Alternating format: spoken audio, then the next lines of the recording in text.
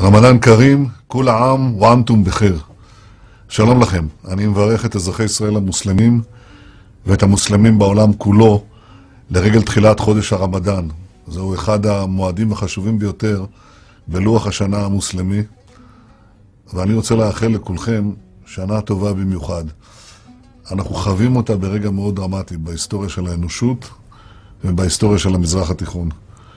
אנחנו חווים את האביב הערבי וכולנו רוצים שהוא יפרח ויצליח.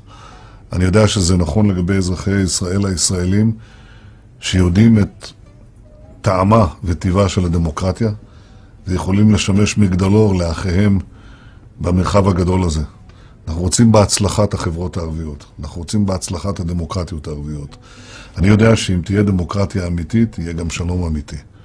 אבל אנחנו לא מחכים לזה. אני הייתי מבקש בהזדמנות הזאת גם לקרוא לשכני הנשיא עבאס. שב איתנו לשלום, שב איתנו למשא ומתן, עכשיו, ללא תנאים, כאן ועכשיו.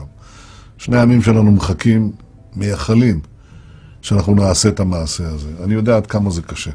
אני יודע שיש הרבה מגבלות, אני יודע שיש הרבה ספקות.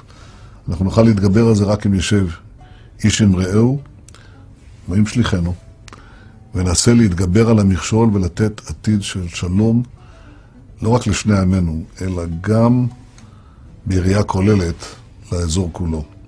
אני רוצה אזור של דמוקרטיה, ואני רוצה אזור של שלום.